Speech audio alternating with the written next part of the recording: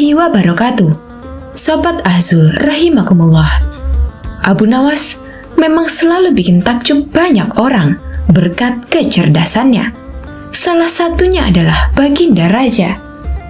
Suatu ketika, beliau sedang merasakan suntuk dan ingin keluar istana untuk menghilangkan rasa jenuhnya. Dipanggillah Abu Nawas untuk menemani Baginda Raja jalan-jalan. Singkat cerita, Abu Nawas dan Baginda Raja memulai perjalanannya. Ketika dalam perjalanan, Abu Nawas selalu bercerita yang membuat Baginda Raja terhibur. Ketika melintasi tepian pantai, mereka berdua berhenti sejenak untuk beristirahat. Baginda Raja lalu membasuh muka dan tangan dengan air laut. Langsung terbesit dalam benaknya akan sebuah pertanyaan. "Hai Abu Nawas, menurutmu kenapa air laut itu asin?" tanya Baginda Raja. "Karena air laut tidak mengalir kemana-mana, Paduka. Ia senantiasa di tempatnya. Nah, untuk mencegah agar air laut itu tidak busuk, para leluhur kita dulu memberinya garam. Itulah sebabnya air laut menjadi asin," jawab Abu Nawas. Mendengar penjelasan itu, Baginda Raja tertawa terpingkal-pingkal. Perjalanan mereka berdua pun akhirnya dilanjutkan. Tidak berapa lama dari kejauhan, mereka berdua melihat sebuah benda berkilauan. "Benda apa itu, Abu Nawas? Ayo kita ke sana," ajak Baginda Raja. Abu Nawas bergegas melangkah mendahului Baginda Raja. Setelah benda itu diambil oleh Abu Nawas, ternyata hanya sebuah cermin. Abu Nawas pun segera membuangnya lagi. Melihat hal itu, Baginda Raja terkejut. "Kenapa dibuang, Abu Nawas? Memangnya itu benda apa?" tanya Baginda Raja. "Benda yang sangat jelek, Paduka. Wajar saja kalau si pemilik membuangnya," jawab Abu Nawas. "Tapi benda itu terlihat berkilauan dari jauh," ujar Baginda Raja. "Kalau Paduka tidak percaya, ambil saja sendiri," balas Abu Nawas. Dikarenakan penasaran, Baginda Raja pun segera memungut benda itu. Setelah diamati, ternyata itu adalah sebuah cermin. Baginda Raja lalu berkata, "Ini kan cermin, Abu Nawas. Kenapa kau bilang kalau benda ini sangat jelek?" tanya Baginda Raja. "Coba perhatikan baik-baik. Pasti Paduka akan menemukan kejelekannya," ujar Abu Nawas. Baginda Raja kembali mengamati cermin tersebut. Di situ, Baginda Raja tidak menemukan kejelekan.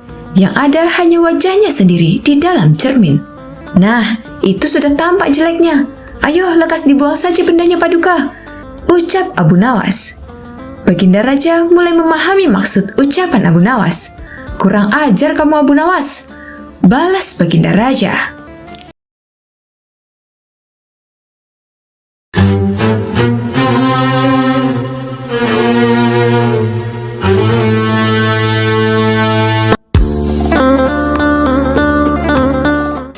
Abu Nawas pada suatu hari berada di istana. Ini setelah Baginda Raja mengundang beberapa ulama untuk berkumpul di sana. Tentu saja termasuk Abu Nawas.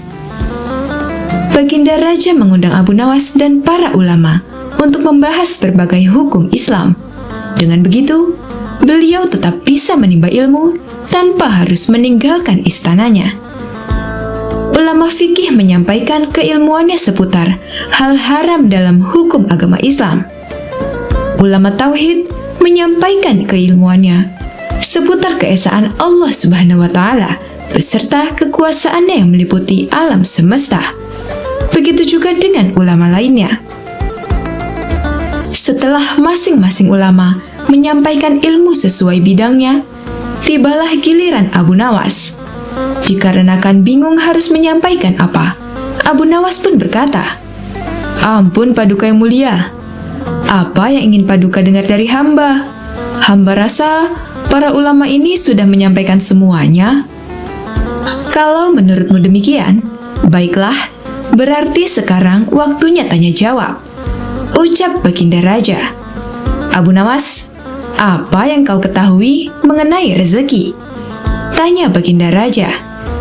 "Kita semua pasti meyakini bahwa rezeki datangnya dari Allah Subhanahu wa Ta'ala, sebagaimana dalam firman-Nya, Tidak ada suatu binatang melata pun di bumi, melainkan Allah lah yang memberi rezekinya.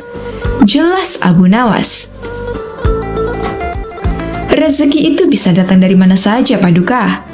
Kita sebagai manusia cukup bertawakal dengan benar. Niscaya rezeki akan datang kepada kita. Lakukan yang menjadi bagianmu. Selanjutnya, biarkan Allah mengurus yang lainnya.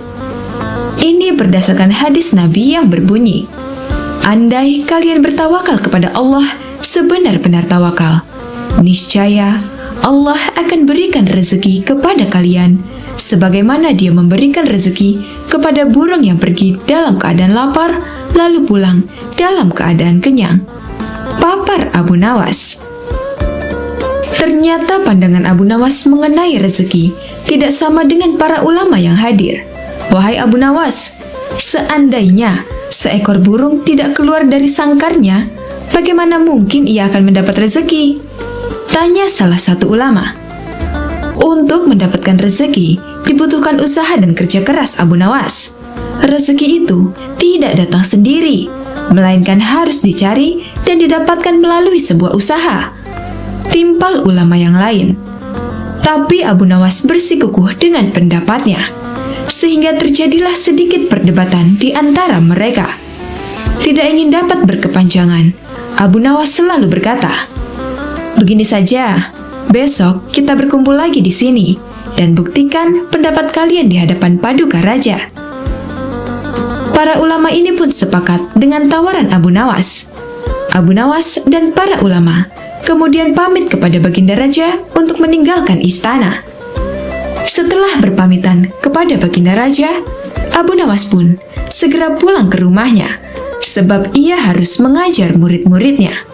Sementara para ulama terlihat sibuk mencari cara untuk membuktikan pendapat mereka. Sampai pada akhirnya, saat berjalan pulang menyusuri sebuah desa, para ulama melihat penduduk setempat sedang panen buah kurma.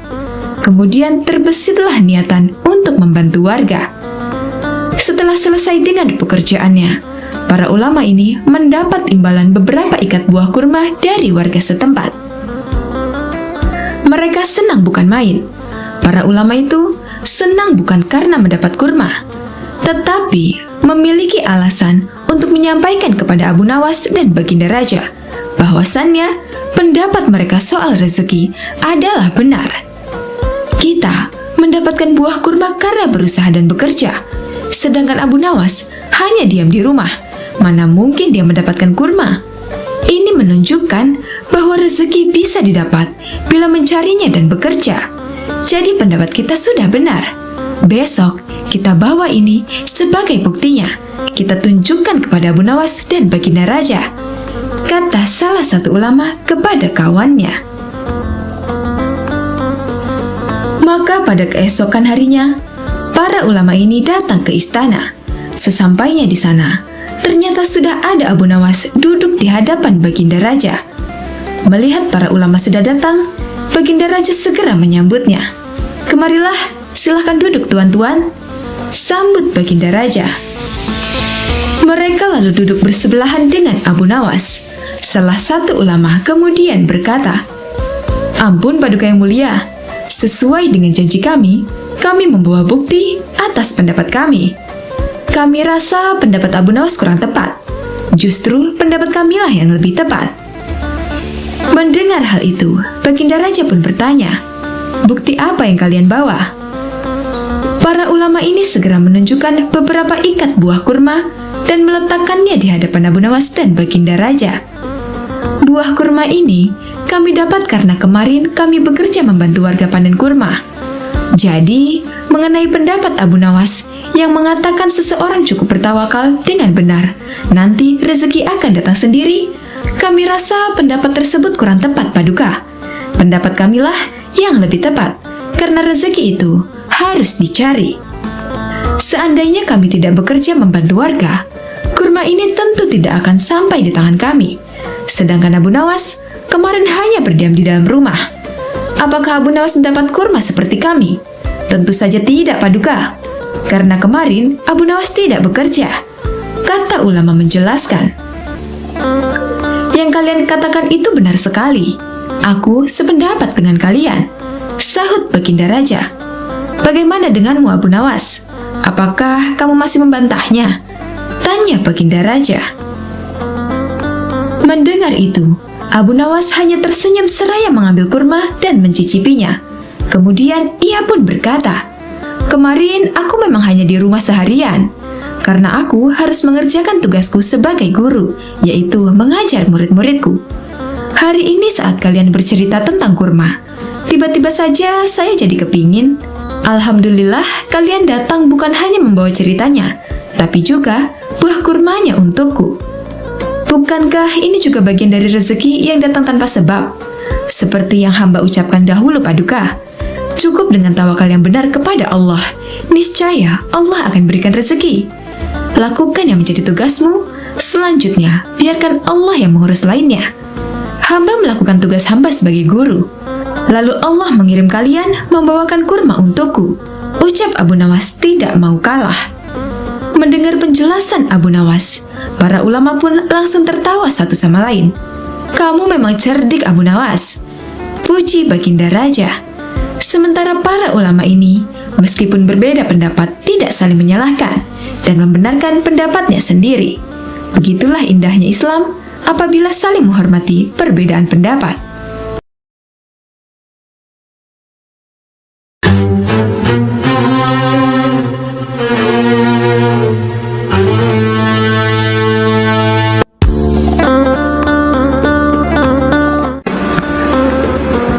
Abu Nawas mendengar Baginda Raja yang memiliki seorang menteri kepercayaan dan senantiasa mendampinginya. Menteri itu bernama Abu Jahal. Namun kepercayaan yang diberikan Baginda Raja sering dimanfaatkan oleh Abu Jahal untuk memperkaya dirinya. Terkadang dia meminta upeti kepada rakyat dengan mengatasnamakan Baginda Raja. Hal ini tentu saja membuat Abu Nawas sangat geram, tetapi tidak berani mengadukannya kepada Baginda Raja. Sebab dengan kedudukan yang dimiliki, Abu Jahal bisa saja memutarbalikkan fakta dan menuduh Abu Nawaslah pelakunya. Seiring berjalannya waktu, penasihat istana meninggal dunia. Baginda Raja sangat kehilangan dan belum bisa menemukan penggantinya. Jadi untuk sementara waktu, jabatan penasihat istana masih kosong. Belum ada yang mendudukinya. Kesempatan ini segera dimanfaatkan Abu Jahal. Ia ingin sekali menduduki jabatan tersebut. Dengan begitu, ia bisa lebih leluasa memengaruhi Baginda Raja. Segala cara Abu Jahal lakukan. Di depan Baginda Raja, Abu Jahal terus mencari muka agar terpilih menjadi penasihat istana. Tapi sayangnya, ambisi Abu Jahal ini harus kandas di tengah jalan, karena tidak berapa lama, Baginda Raja justru memilih Abu Nawas untuk jadi penasihat istana. Keputusan Baginda Raja ini tentu saja membuat Abu Jahal kecewa, sehingga ia menaruh dendam kepada Abu Nawas. Suatu hari, ketika Abu Jahal melihat Abu Nawas sedang duduk bersama Baginda Raja, timbul pemikiran di kepalanya. Seharusnya aku yang ada di tempat tersebut. Abu Nawas tidak pantas duduk di situ. Abu Nawas itu apa dia? Tidak mampu mengurus masalah kerajaan. Pantasnya dia jadi pelawak istana. Gerutu Abu Jahal dalam hatinya. Merasa kecewa dengan keputusan Baginda Raja, Abu Jahal lalu menyampaikan keberatannya. Pada suatu hari, saat Baginda Raja sedang duduk sendirian di singgasananya, Abu Jahal menghadap dan berkata, "Ampun Paduka yang mulia, hamba izin menghadap Baginda Raja." Baginda Raja terkejut melihat Abu Jahal yang tiba-tiba menghadapnya. "Ada apa Abu Jahal? Apa yang ingin kau sampaikan?" tanya Baginda Raja. "Ampun Paduka yang mulia, hamba rasa Abu Nawas tidak pantas menjabat sebagai penasihat istana. Karena menurut hamba, dia tidak tahu apa-apa soal negara. Abu Nawas itu apa keahliannya? Cuma melucu saja," tutur Abu Jahal. "Tapi, bukankah Abu Nawas terkenal cerdas? Dia juga seorang yang jujur," ujar Baginda Raja. "Apakah Paduka sudah meragukan kejujuran saya?" tanya Abu Jahal. "Bukan seperti itu. Kamu kan sudah menduduki jabatan menteri istana. Jadi wajar kalau Abu Nawas yang mengisi jabatan penasihat istana, jawab Baginda Raja. Tapi hamba lebih berpengalaman, Paduka yang mulia, apalagi mengenai kenegaraan. Hamba juga ahli berperang, tubuh hamba kekar dan perkasa. Lalu hamba sudah lama berbakti kepada Baginda Raja. Hamba rasa hambalah yang lebih pantas menjadi penasihat istana, ucap Abu Jahal. Melihat ambisi Abu Jahal yang begitu besar ingin menjadi penasihat istana, Baginda Raja akhirnya membuat keputusan. Ia ingin mengadakan sayembara antara Abu Nawas dan Abu Jahal. Maka dipanggillah Abu Nawas untuk datang ke istana. Singkat cerita, Abu Nawas pun menghadap Baginda Raja. Ampun Paduka yang mulia, ada gerangan apa memanggil hamba? Tanya Abu Nawas. Hai Abu Nawas, Abu Jahal sangat menginginkan jabatan penasihat istana. Dia minta supaya jabatanmu diganti olehnya. Tapi aku juga tidak mungkin memecatmu begitu saja. Biar adil, maka aku putuskan akan mengadakan sayembara untuk kalian berdua. Siapa yang menjadi pemenangnya, maka dialah yang berhak jadi penasihat istana. Jelas Baginda Raja. Sejenak Abu Nawas terdiam dan berpikir, Abu Jahal pasti punya rencana busuk. Jangan sampai dia jadi penasihat istana. Bisa-bisa rakyat makin miskin, tertindas oleh kelakuannya, pikir Abu Nawas. Ampun Paduka yang mulia, kalau boleh tahu, sayembara apa yang hendak diberikan? Tanya Abu Nawas. Aku ingin masing-masing dari kalian membawakan 1 gentong air laut, tapi yang rasanya tawar, perintah Baginda Raja. Abu Nawas dan Abu Jahal langsung terkejut mendengar permintaan Baginda Raja yang aneh itu. Sekarang pulanglah kalian berdua dan besok kembali ke sini dengan membawa air laut yang rasanya tawar, kata Baginda Raja. Sesampainya di rumah, Abu Nawas terus memikirkan dan mencari tahu keberadaan laut yang airnya tawar. Mana ada air laut yang rasanya tawar? Orang secerdik apapun tidak akan bisa melakukannya, pikir Abu Nawas. Sementara itu Abu Jahal mulai berbuat curang. Ia memasukkan air sumur ke gentong untuk dibawanya ke istana. Baginda Raja pasti percaya, meskipun aku berkata bohong, karena aku tahu aku adalah menterinya yang paling dipercaya, kata Abu Jahal dalam hatinya. Keesokan harinya, Abu Nawas dan Abu Jahal datang ke istana dengan membawa gentong masing-masing. Bagaimana? Apa kalian sudah mendapatkan airnya? Tanya Baginda Raja. Sudah Paduka yang mulia, jawab Abu Jahal dan Abu Nawas serempak. Kemudian Abu Jahal maju lebih dulu, menyerahkan gentongnya. Ini Paduka, air laut permintaan Paduka, ucap Abu Jahal. Baginda Raja lalu mencicipi air yang dibawa Abu Jahal. Bagus Abu Jahal, air ini rasanya tawar. Tapi benarkah ini berasal dari laut? Tanya Baginda Raja. Benar sekali Paduka, hamba sengaja mengambilnya dari laut yang tidak diketahui oleh banyak orang, jawab Abu Jahal penuh percaya diri. Sekarang tibalah giliran Abu Nawas menyerahkan gentong miliknya. Ketika Baginda Raja mencicipi air yang ada di gentong Abu Nawas, ia pun langsung berkata, Hai Abu Nawas, kenapa rasanya masih asin dan getir? Yang aku minta, air laut yang rasanya tawar, ucap Baginda Raja. Ampun Paduka yang mulia, tapi memang begitulah rasa air laut, balas Abu Nawas. Baiklah, karena lomba ini dimenangkan Abu Jahal, tentu dia yang akan menjadi penasihat istana, tutur Baginda Raja. Mendengar itu, Abu Jahal sangat kegirangan, sudah tidak sabar ingin menduduki jabatan tersebut. Ternyata sangat mudah mengelabui Baginda Raja, pikir Abu Jahal. Tapi tiba-tiba Baginda Raja kembali berkata, Hai Abu Jahal, di mana kamu menemukan laut yang airnya tawar? Antarkan aku ke sana sekarang. Aku ingin mandi di sana, titah Baginda Raja. Seketika wajah Abu Jahal menjadi pucat, tubuhnya lemas dan gemetaran. Anu Paduka yang mulia, hamba kenapa? Kalau kamu tidak bisa membuktikannya, berarti kamu telah membohongiku, ucap Baginda Raja.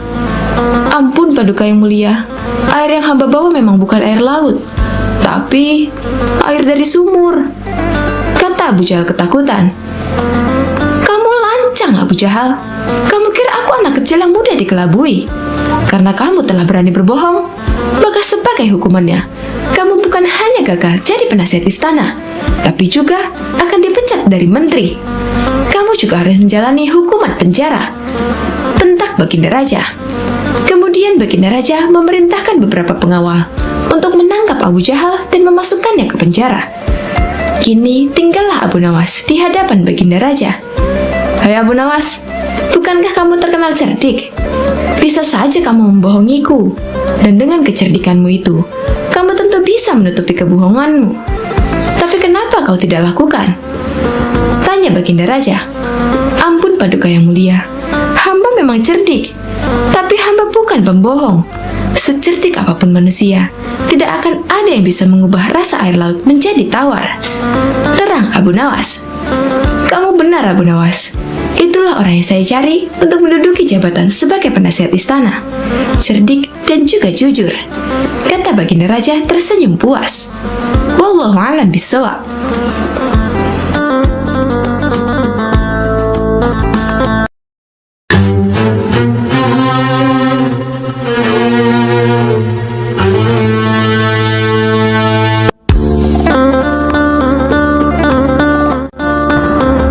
Assalamualaikum warahmatullahi wabarakatuh. Sobat Asul rahimakumullah. Abu Nawas adalah seorang ulama besar yang terkenal dengan kecerdasannya dan dipercaya sebagai wali Allah. Di suatu hari, Baginda Raja Harun al-Rashid merasakan sakit di seluruh anggota badannya. Bahkan, untuk berjalan saja terasa berat. Akhirnya Baginda Raja memanggil tabib istana untuk mengobatinya. Tapi ternyata hasilnya nihil, lantaran tabib istana hingga tabib sekota Baghdad tak bisa mengobatinya. Akhirnya, Raja Harun al-Rashid membuat sayembara untuk para tabib agar bisa menyembuhkan penyakitnya. Barang siapa yang bisa mengobati penyakit Baginda Raja akan diberi hadiah uang emas yang banyak. Sayembara tersebut pun menyebar di seluruh kota. Banyak para tabib yang akhirnya ikut mengadu nasib untuk mengobati Baginda Raja. Abu Nawas yang mendengar sayembara itu pun tertarik untuk mencobanya. Padahal ia sama sekali tidak mempunyai kemampuan untuk mengobati. Hari yang ditunggu pun telah tiba. Abu Nawas menghadap Raja untuk mencoba mengobatinya.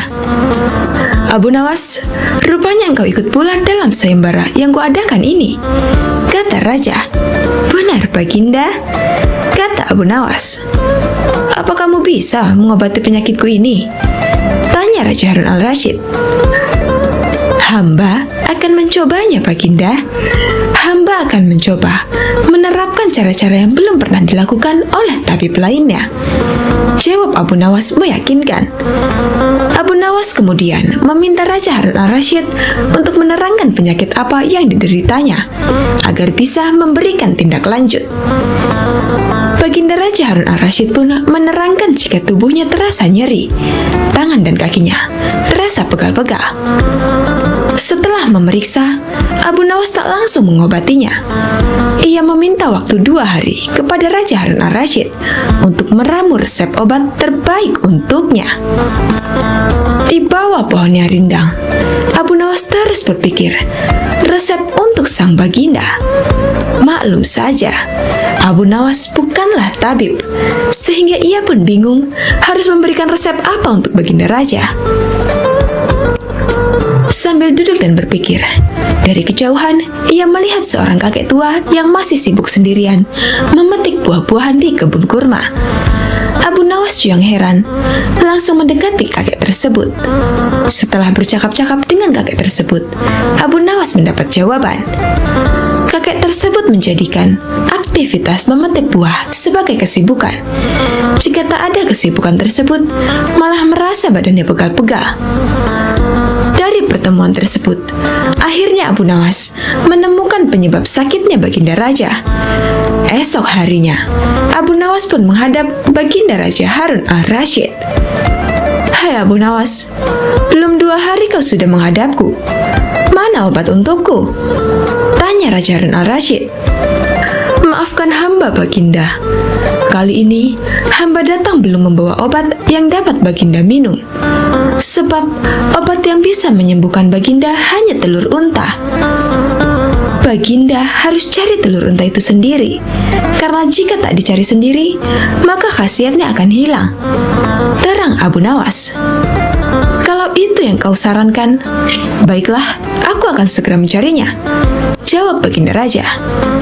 Dengan sekuat tenaga, Raja Harun al-Rasyid mencoba mencari telur unta di pasar. Para pedagang pun terheran, bukankah unta itu beranak bukan bertelur? Tapi mereka tak berani mengatakan hal itu sebab yang mencari adalah Baginda Raja.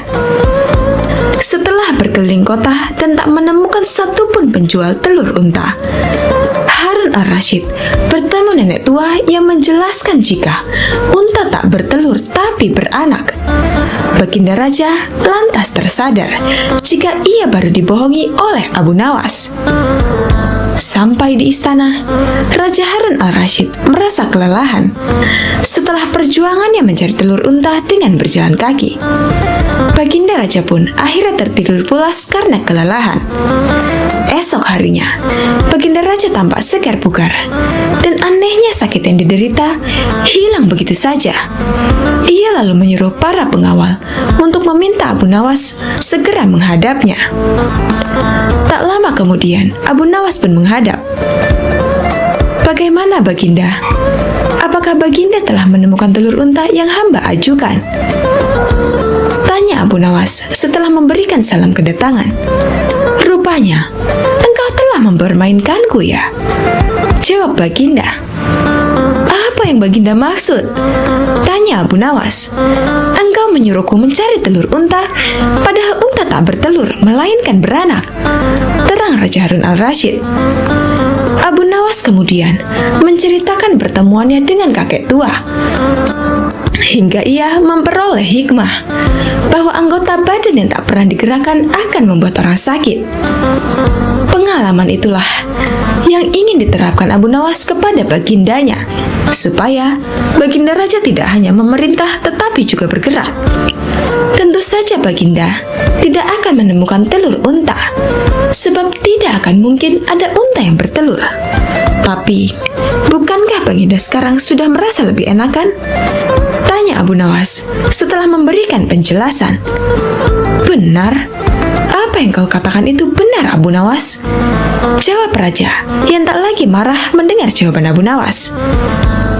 Bahkan aku semalam dapat tidur dengan pulas sekali.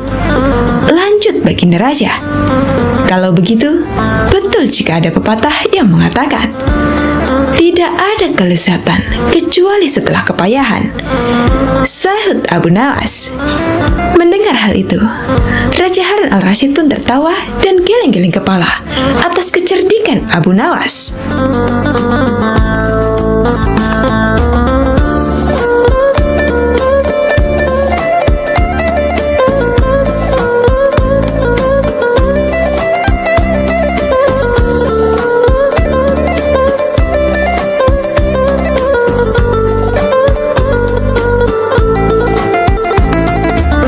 Sobat Azul, rahimakumullah. Ada berbagai macam cerita lucu dari Abu Nawas yang sering diceritakan ulang. Salah satunya adalah tentang berpuasa. Seperti dalam kisah kocak lainnya tentang sang pujangga, ada saja akal cerdik yang ia lakukan. Kali ini, dirinya yang tengah berpuasa hendak dikerjai oleh dua sahabatnya yang tidak berpuasa. Kira-kira, akal seperti apakah yang ia lakukan untuk menghadapi kedua sahabatnya itu? Daripada penasaran, langsung saja kita simak cerita lucu Abu Nawas tentang berpuasa. Alkisah. Pada suatu siang di bulan Ramadan, rumah Rumah Abu Nawas dikunjungi oleh kedua sahabatnya. Layaknya umat Islam lain, ia juga berpuasa. Namun tidak begitu dengan kedua temannya. Kedua sahabatnya itu datang ke rumah sang pujangga dengan tujuan untuk bersekongkol mengerjainya. "Assalamualaikum," ucap kedua sahabat nyaris bersamaan. "Abu Nawas, mengapa kamu di rumah saja? Ayo kita ngabuburit." Tanpa berpikir apa-apa, Abu Nawas mengiyakan ajakan mereka untuk mengisi waktu sembari menunggu berbuka puasa. Namun, siapa sangka kedua temannya itu justru mengajaknya pergi ke sebuah tempat makan. Karena kebaikan hatinya, sang pujangga Arab itu tidak protes sama sekali. Ia ikut saja masuk ke dalam tempat makan tersebut. Meskipun begitu, karena tengah berpuasa, ia bertekad tidak akan ikut makan. Untungnya, kedua temannya itu membeli makan untuk dibawa pulang, bukan makan di tempat. Rupanya, kedua temanku ini sangat menghormatiku yang sedang berpuasa. Meskipun tidak berpuasa, tapi mereka tidak makan langsung di tempat makan itu, melainkan membawa makanannya pulang, pikir Abu Nawas. Setelah selesai membeli makanan, mereka bertiga menuju ke rumah salah seorang sahabat. Kebetulan saja, ketika sampai di sana, azan maghrib baru saja berkumandang. "Wah, sudah waktunya berbuka puasa," ucap Abu Nawas. "Batalkan saja dahulu puasamu dengan minum," ucap salah satu temannya. Sang pujangga pun segera minum, kemudian menunggu ditawari makan bersama. "Jangan lupa sholat dulu," ucap temannya yang lain. "Nanti kamu ketinggalan jatah waktu sholat maghrib." "Benar juga," jawab Abu Nawas. Ia kemudian mengambil air wudhu dan menjalankan ibadah sholat maghrib. Seusai sholat, ia kembali menemui kedua sahabatnya sambil berpikiran, kali ini akhirnya ia bisa makan. "Mengapa kamu tidak mengaji Al-Quran?" tanya temannya. "Mumpung perutmu masih kosong, lebih baik kamu mengaji dahulu. Takutnya, nanti kalau sudah kenyang, kamu jadi mengantuk." Lama-kelamaan, penyair dari Persia itu merasa jengkel. Ia merasa kalau kedua sahabatnya itu sedang mengerjainya. Meskipun begitu, ia tetap menurut dan mengaji Al-Quran. Kemudian, apakah setelah mengaji, akhirnya ia bisa makan? Tentu saja tidak. "Abu Nawas, sekarang mari kita lompat tidur," ucap salah satu temannya. "Esok pagi yang memiliki mimpi paling indah akan bisa memakan makanan ini." Bukannya mengajak makan, temannya itu justru mengajak lompat tidur. Tentu saja saat itu ia benar-benar sadar kalau ia sedang dikerjai oleh teman-temannya. Meskipun marah, tokoh yang hidup di abad ke-8 ini tetap menyanggupi perlombaan yang tidak masuk akal tersebut. Ia dan kedua sahabatnya tidur malam itu juga. Dan keesokan harinya, setelah bangun tidur, mereka pun kembali berkumpul untuk membicarakan mimpi yang mereka dapatkan semalam. Salah satu dari teman Abu Nawas memulai ceritanya. "Semalam, aku bermimpi sangat indah sekali. Di dalam mimpi itu, aku memiliki rumah mewah, mobil mewah, uang yang banyak, dan pesawat pribadi. Hidupku pokoknya sangat sempurna." Teman yang lain menganggukkan kepalanya beberapa kali ketika mendengar cerita itu. "Mimpimu memang indah, sahabat," ucapnya kemudian. "Tapi egois sekali. Kalau aku semalam justru bermimpi kalau negeriku ini tidak punya hutang. Infrastrukturnya berkembang dengan baik. Jalan-jalan yang mulus, pelabuhan selalu lancar, ongkos transportasi murah, dan semua rakyatnya begitu sejahtera hingga aku tak bisa menemukan orang yang berhak menerima zakat." Mendengar cerita tentang mimpi tersebut, salah satu sahabat sampai terkagum-kagum. "Mimpimu luar biasa sekali, sahabat," ucap salah satu sahabatnya. "Bagaimana denganmu, Abu Nawas? Apakah mimpimu lebih luar biasa dari sahabat kita ini? Coba ceritakanlah kepada kami, wahai sahabat. Sayangnya, mimpiku hanya biasa saja, ucap sang pujangga memulai ceritanya. Semalam aku bermimpi dengan Nabi Daud alaihi salam. Kalian tentu tahu kan kalau Nabi Daud gemar berpuasa. Beliau seringkali berpuasa sehari, kemudian berbuka sehari setiap waktu. Kedua sahabat itu mengangguk-anggukan kepalanya. Kemudian, semalam dalam mimpiku, Nabi Daud bertanya kepadaku, "Apakah engkau berpuasa, wahai Abu Nawas?" Tentu saja aku langsung menjawab iya. Kemudian beliau kembali bertanya, "Sudahkah engkau berbuka puasa, wahai Abu Nawas?" Dan aku hanya bisa menjawab belum.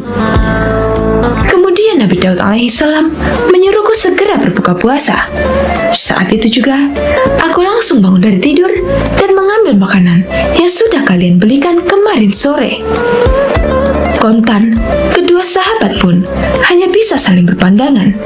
Salah satu dari mereka kemudian mengecek makanan yang mereka simpan di dalam lemari malam sebelumnya. Benar saja, semua makanan yang mereka simpan kemarin kini telah raib. Berarti semalam sang bujangga sungguh-sungguh memakan makanan itu. Kedua sahabat pun langsung menyesali perbuatan mereka kemarin. Siapa sangka, rupanya mereka tetap kalah cerdik dari akal temannya. Berniat mengerjai, justru akhirnya ganti dikerjai.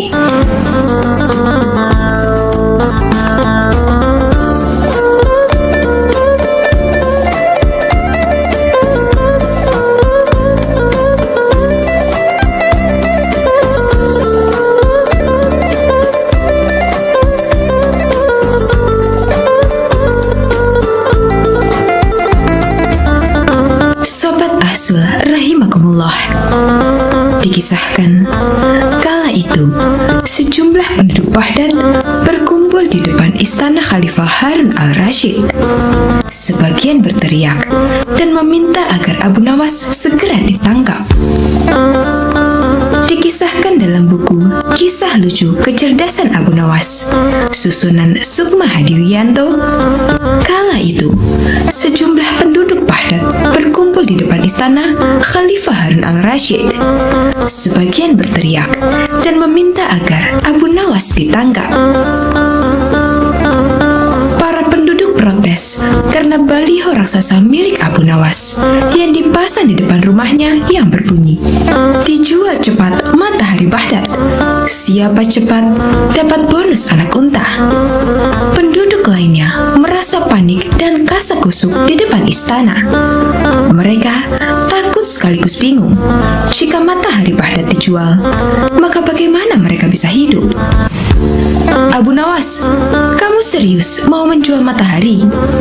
tanya Khalifah Harun al-Rashid sambil mengamati massa yang membludak di depan istananya. "Benar, Baginda. Supaya kita bisa ikut cara mereka menggunakan otak," jawab Abu Nawas. "Maksudnya?" Khalifah kembali bertanya.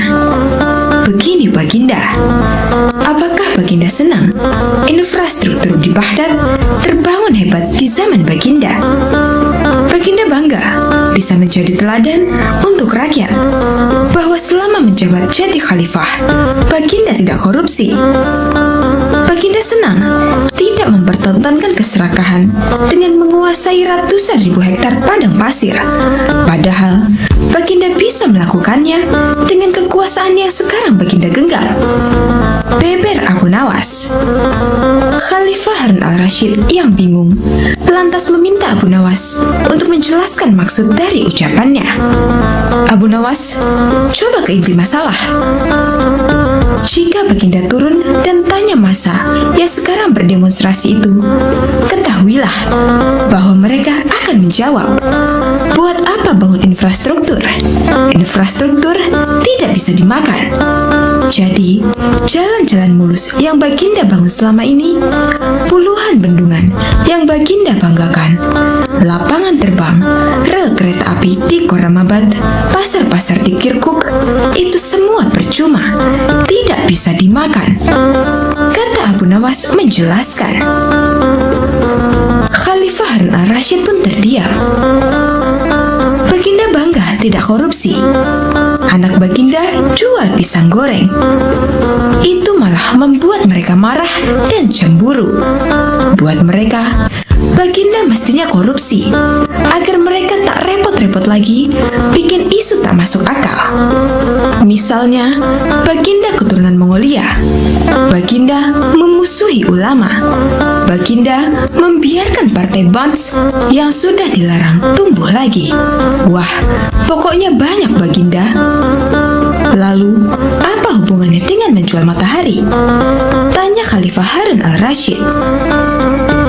Abu Nawas kemudian menjelaskan apa yang dianggap Khalifah Harun sebagai prestasi nasional justru dianggap pemborosan dan membebani negara karena mereka terbiasa melihat prestasi yang ada di ruang gelap. Di ruang gelap, gadis cantik tak terlihat. Sebatang emas bisa dianggap besi. Tapi, kalaupun mata mereka tak melihat di ruang gelap, bukankah telinga mereka dapat mendengar? Hati mereka terbuka. Bagaimana mungkin mereka menuduhku memusuhi ulama, padahal wakilku sekarang adalah ulama besar? Jikapun mereka tak suka aku, bukankah kepada mereka sekarang aku sodorkan ulama yang dulu mereka klaim mereka bela? Mengapa sekarang mereka tinggalkan? Abu Nawas kemudian berkata, Baginda, itulah enaknya melihat dunia di ruang gelap sambil terbalik. Kita bisa menikmati apa yang mereka nikmati selama ini. Baginda tidak capek berpikir rasional. Khalifah Harun al-Rasyid kembali terdiam. Abu Nawas lanjut menjelaskan, percayalah Baginda, hanya dengan melihat segala sesuatu di kegelapan, Baginda akan paham mengapa selama ini mereka melihat infrastruktur megah, pemerataan pembangunan di daerah tertinggal, semuanya sama sekali tidak berguna, karena tak bisa dimakan. Mohon jangan katakan, infrastruktur memang tak bisa dimakan. Tapi dengan infrastruktur, kita semakin mudah mencari makan. Itu cara berpikir rasional dan normal, Paduka. Masa di depan istana semakin membludak. Khalifah Harun al-Rasyid masih terdiam. Ia lantas memberi isyarat membenarkan ucapan Abu Nawas. Jadi, boleh saya menjual matahari? Kisah ini menunjukkan bahwa Abu Nawas sebagai pribadi yang cerdas dan peduli. Mimpi tak akan nyata karena keajaiban. Butuh keringat, kebulatan tekad, dan kerja keras untuk mewujudkannya.